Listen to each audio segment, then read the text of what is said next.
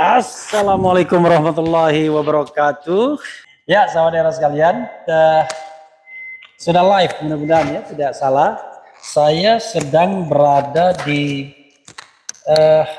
berkunjung ke makam Tengku Cik Ditiro.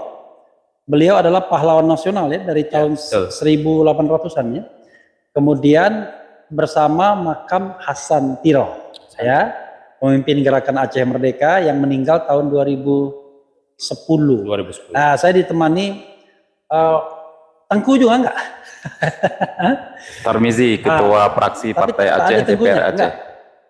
Enggak ada ya. Dengan Tarmizi, ketua fraksi Partai Aceh di DPRA, Dewan Perwakilan Rakyat Aceh, yang menguasai 18 kursi mayoritas ya di DPRA.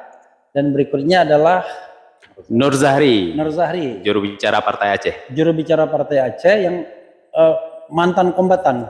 Oh tidak. Saya aktivis. Ini dari aktivis juga. Oke. Bukan kombatan. Yang kombatan yang ngambil gambar. Kombatan. Yang semalam kita interview gitu ya. Betul. Jadi nanti coba kita masuk sini ya. Gitu. Bisa dilihatkan sedikit tuh kita nebeng di sini ya. Itu. Jadi saudara sekalian, kalau kita baca sejarah, kita tahu bahwa yang namanya Tengku Cik Ditiro itu adalah pahlawan nasional. Pahlawan nasional yang memang melawan Belanda sekitar tahun 1800-an. Nanti cek 1873. Oke. 1873 ya. Nah, beliau meninggalnya tahun berapa nih? Ya, 1873. Oke, beliau diracun meninggalnya. Diracun. Nanti kita lihat makamnya itu dan kita temuin tentu apa? Kalau di Jawa tuh kuncen. Kuncen ya kalau sini. Kalau di Jawa sini penjaga makam. Sama. Oke.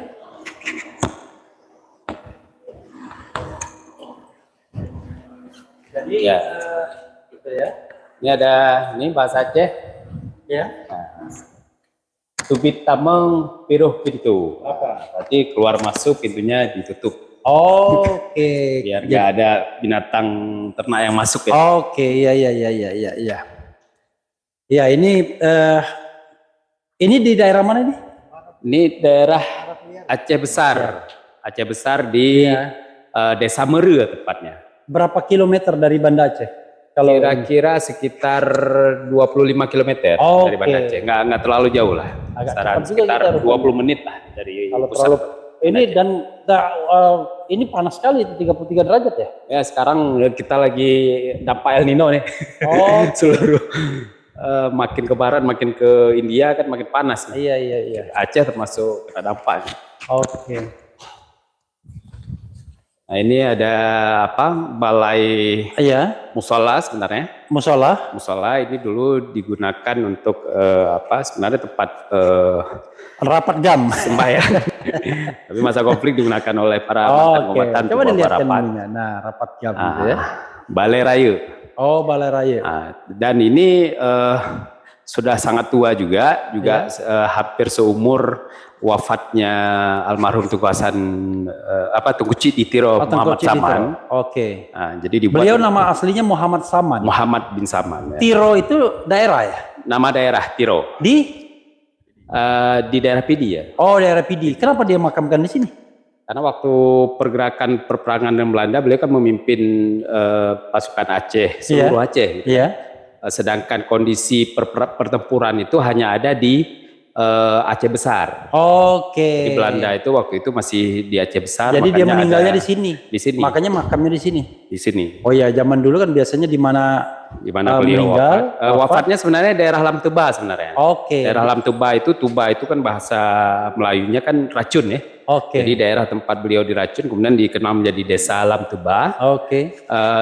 Dibawa lari oleh pasukan beliau ke sini karena kebetulan ada keluarga beliau daerah sini sehingga bisa dikuburkan dan dijaga oleh keluarga. Oke.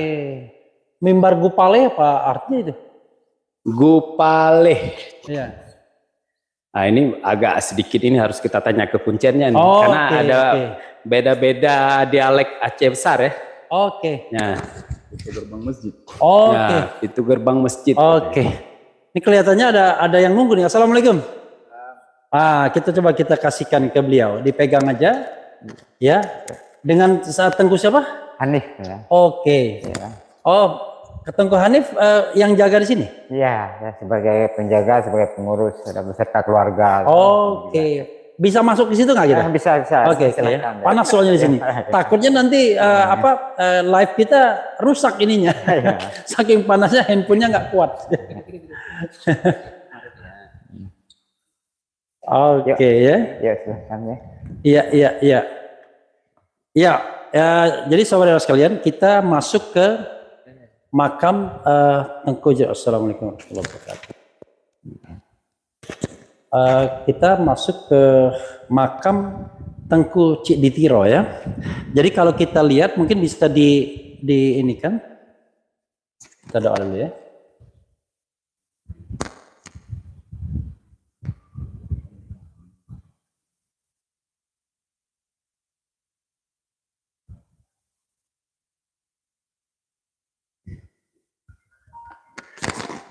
Ya, kalau kita lihat ya, misalnya di sini bisa diperlihatkan ke sana ya. Ada 3 makam. Kalau yang paling dekat itu adalah makam Dr. Tengku Cik Ditiro Hasan bin Muhammad. Nah, ini yang kita biasa tahu dengan Hasan Tiro ya. Jadi lahir pada tanggal 25 Agustus tahun 1925, meninggal 3 Juni 2010. Berarti usia 75 tahun ya. 85. 85 tahun. 85. Oh ya. Enggak, Deng. 75 tahun. Tambah 10. Kan 25 tambah 75 100. Iya, 25 tambah 75 100. Oh iya ya, 85 tahun. Sudah bermasalah nih matematika kita ini ya. 85 tahun, BS, MA, PhD, LLD ya. Oke, lahir 25 Agustus, meninggal 3 Juni. Jadi beliau adalah deklarator Gerakan Aceh Merdeka ya. Pada tanggal 4 Desember tahun 1976. Oke, 1976 ya. Oke. Lalu berikutnya makam yang tengah itu makam siapa itu? Tengku Hanif. Tengah itu Tengku Muhammad Amin. Oke. Tengku Muhammad Amin itu anak pertama dari Tengku Cik Ditiro. Oke, meninggalnya tahun berapa itu? Meninggalnya tahun 1896. Oh, 1896. 96. Dalam usia berapa tahun tuh? Sekitar 34 tahun. Oke, karena zaman penjajahan Belanda mereka perang, meninggalnya dalam pertempuran juga. Jadi ya kalau yang pertama itu Tengku Cik Ditiro. Nah, ini yang Tengku Cik Ditironya mungkin bisa diperlihatkan lebih dekat tuh. Tengku Cik Ditiro meninggal tahun 1891. Oh, 1891 dalam usia sekitar 55 tahun. Oh, 55 tahun. Jadi yang pahlawan nasional itu saudara sekalian adalah Tengku Cik Ditiro. Sebenarnya mereka sebutannya Tengku Cik Ditiro semua, ya. Di dasar namanya itu, dasar panggilan tersebut itu dari Tengku Cik Ditiro ini, karena Tengku Cik Ditiro ini memimpin sebuah tempat pendidikan. Oke. Barang siapa yang memimpin pendidikan di daerah Tiro itu gelarnya Tengku Cik Ditiro. Oke, dan Tengku itu ulama ya? Ulama. Ya, Tengku Cik. Kita gelar ulama itu ada Tengku, ada Tengku Cik. Oke, sorry maaf kalau ngomong agak di sini. Ya. Nah, gantian juga boleh lah ya. Nah, gitu. Jadi kalau di Aceh itu kalau Tengku itu ada 2 pemaknaan. Yang pertama sapaan untuk orang lebih tua atau gelar bagi ulama. Ada yang lebih level tinggi adalah Tengku Cik. Itu ulama besar. Oh, Tengku Cik itu ulama besar. Dan di atasnya Syekh. Lebih besar lagi. Lebih besar lagi seperti Syekh Kuala. Iya, Syekh Kuala. Syekh Kuala itu adalah Syekh Kuala. Itu lebih besar lagi. Jadi kalau meninggal di sini karena ada keluarga ya. Kalau Tengku Hanif sendiri? Enggak, dia ada begini. Kalau Tengku Cik Ditiro ini datang ke sini, dia memimpin perjuangan. Maaf. Agak di sini. Agak sini. Nah, gitu. Memimpin perjuangan karena asal beliau dari Sigli. Iya. Dia datang ke Aceh Besar ini atas permintaan Raja Aceh untuk membantu kerajaan untuk mengusir Belanda dari bumi Aceh. Iya. Jadi di sini dia datang sebagai markas pertama di arena peperangan. Nah, jadi dia singgah di sini di masjid. Kebetulan tadi waktu kita masuk ke sini melewati pintu gerbang itu ya, kalau bahasa Acehnya agak gupaleh. Kami abadikan mimbar ini sebagai gupaleh karena dulunya di sini ada masjid, ada pintu gerbang, dan nama bahasa Acehnya pintu gerbang gupaleh. Oke, dan disinilah markas dari Tengku Cik Ditiro. Lokasi peperangan di Aceh Besar dulu. Oke. Karena ini lokasi pertama beliau datang ke Aceh Besar. Kayaknya lebih enak ke sana tuh biar backgroundnya makam. Ya. Jadi backgroundnya makam ya. Lalu? Nah, jadi karena sesampai di Aceh Besar ini beliau menghargai tempat pertama dia jadikan sebagai markas jadi beliau meminta kalau beliau meninggal di arena pertempuran agar dimakamkan di sini di samping masjid. Oke, beliau sendiri meninggal di? Kalau meninggalnya di Anegalong. Di Anegalong, Sibre. Berapa kilo dari sini kira-kira? Sekitar 15 km dari sini. Kalau beliau termakan racun di Tui Silimeng di Mutasi. Oke, di racun Belanda dia. Termakan racun di waktu sidak-sidak istilah sekarang. Ya. Tempat-tempat markas-markas selain markas induk ini. Ya. Dalam penyedakan itu ada acara hidangan-hidangan. Ya. Kumpulan termakan racun di daerah Tui Silimeng daerah Mutasi itu. Oke. Sudah termakan racun di situ dibawa pulang ke Anegalong. Sekitar 2 hari 3 hari meninggal. Sesudah meninggal dibawa pulang ke Muru ini. Ya, oke gitu ya. Oke. Jadi selama GAM gitu sering dijadikan rapat-rapat di sini ya. Oh ya, masa konflik ya. Ya, kita bicara masa konflik ya. Jadi ketika masa konflik ini memang markasnya GAM ya, daerah PD. Ya, ini daerah masuk daerah Aceh Besar ya. Pasukan Aceh Besar. Oke. Ada beberapa divisi. Bahkan seluruh Aceh ya. Seluruh Aceh. Jadi Aceh Besar ini markas utama malah.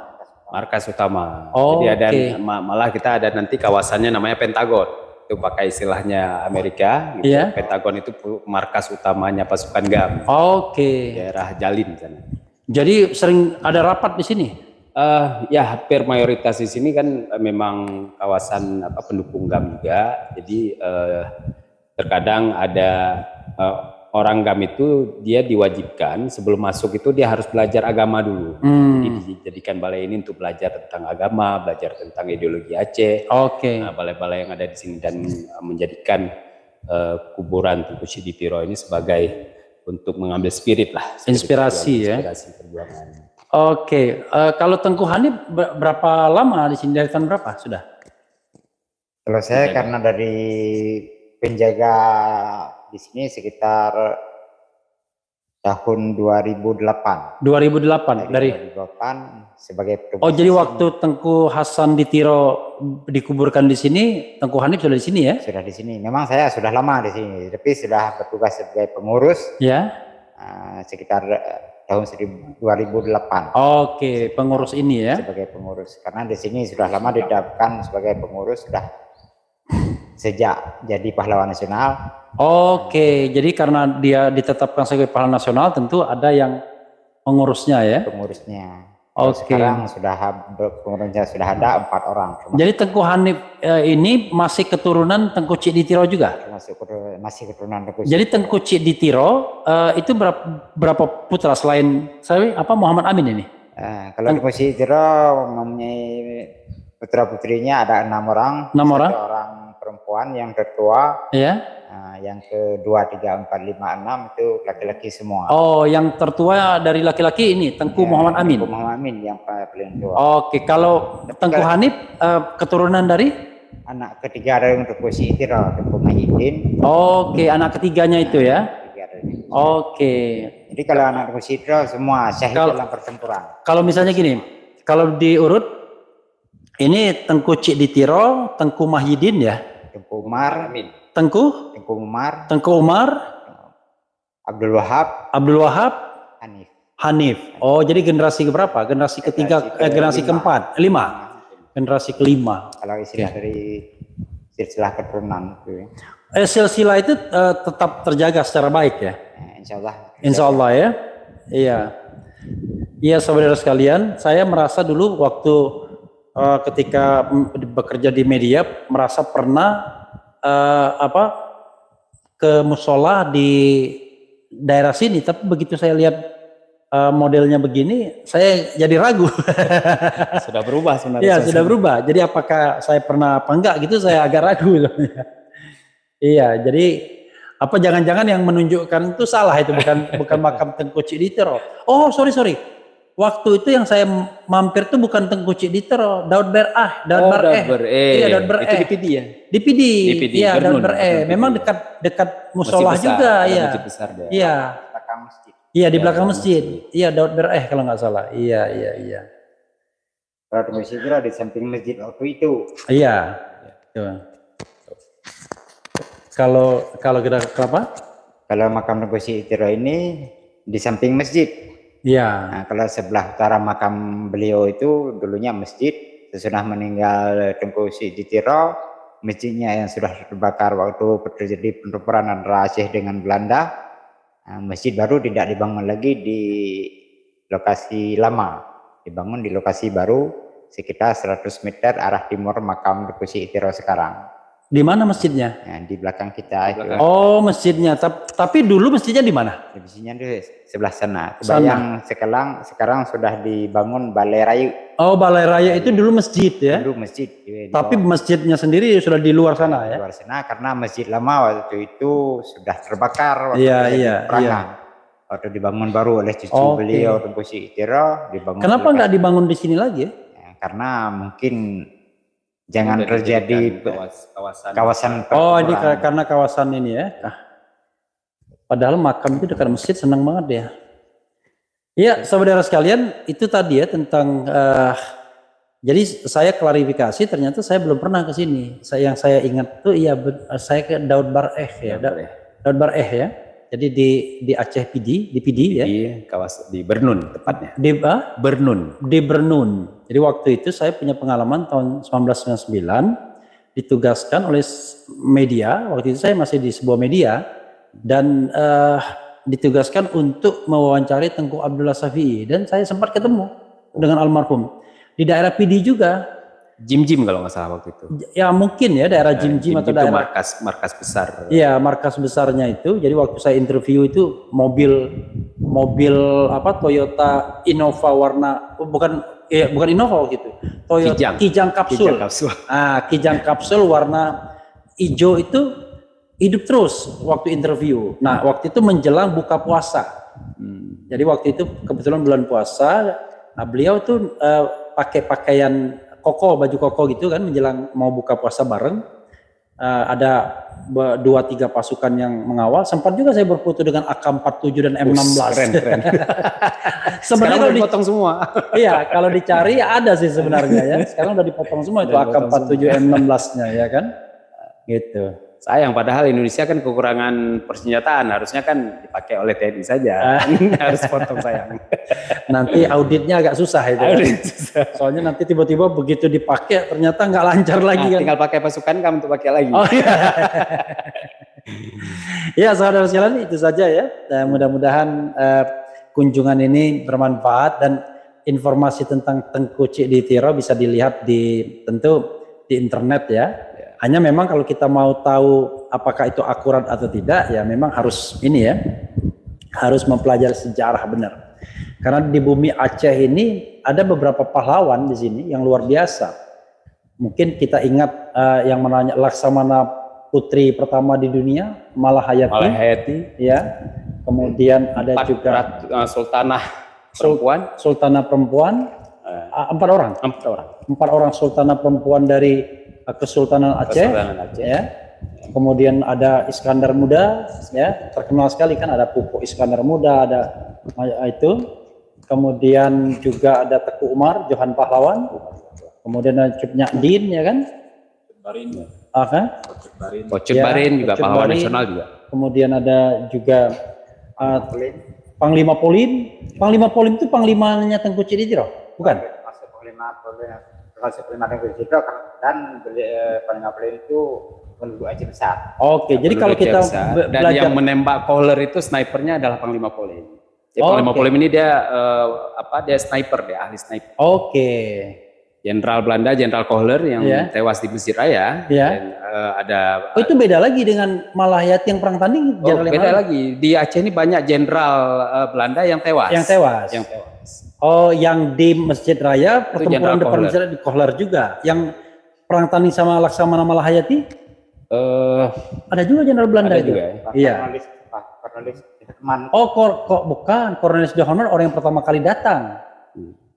Siapa itu? Nanti kita bisa cek lagi. Kita cek lagi. Jan Peterson Hun, bukan? Bukan? Kayaknya itu jurnalis itu. Jadi kita nanti lihat apakah Jan Peterson Hun, apakah Cornelis de Houtman. Karena Cornelis de Houtman itu VOC yang pernah yang datang pertama kali ke sini. Kalau nggak salah melalui Cirebon atau apa, itu tahun 1596 apa kalau nggak salah. Makanya kita ini nggak diajarkan sejarah sih. Sejarah, iya kan? Sejarah yang baik maksudnya. Ya, di Aceh malah kami yang diajarin sejarahnya tentang Pangeran Diponegoro gitu. Lebih hafal Pangeran Diponegoro daripada pahlawan-pahlawan Aceh sendiri. Karena saya tanya, perang Pangeran Diponegoro dari tahun berapa sampai tahun berapa? Aku lupa juga.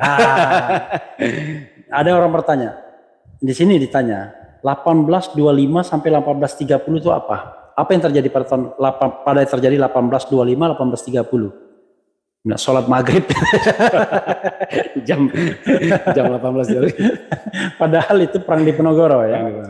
Kalau perang Imam Bonjol 1821 1837. Itu aja yang saya ingat, yang lainnya nggak ingat. Perang Padri kan ya. Ya saudara sekalian itu saja ya. Ya mohon maaf ya, kita tetap di makam, kita sudah berdoa tadi, mudah-mudahan ya kita semua akan kembali juga ya, mudah-mudahan kita diampuni oleh Allah Subhanahu wa taala dan ditemukan dengan para syuhada yang telah membela kebenaran, keadilan, agama dan lain sebagainya. Wassalamualaikum warahmatullahi wabarakatuh.